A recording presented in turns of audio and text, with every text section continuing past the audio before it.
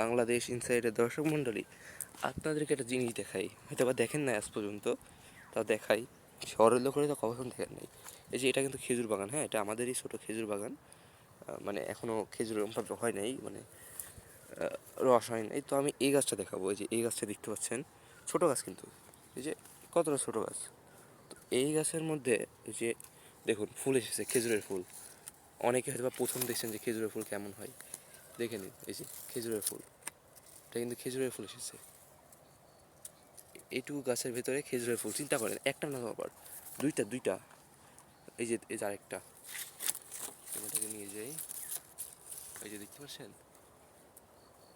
দুইটা, সরি দুইটা না তিনটা, তিনটা, একটা, হ্যাঁ তিনটা, তিনটা সরি, এইটুকু একটা গাছে তিনটা ফল এসেছে, মানে তিনটা খেজুরের হচ্ছে ফুল এসেছে। এই ফুল থেকে ফল হয় পরবর্তীতে, হ্যাঁ, এই ফুলগুলো থেকে ফল হয়। আমি যদি একটু দেখাই, এই দেখুন, হাতে হাতে এগুলো কী বসে দেখছেন, এগুলোর মধ্যে এক প্রকার পাউডার জাতীয় কী প্রাকৃতিকভাবে থাকে জানি না, তবে এগুলোর গন্ধটা অনেক সুন্দর হয়, ঘ্রাণটা অনেক আর কি সুন্দর হয়। তো এগুলোই বড় হয়ে এখান থেকে খেজুর হয়।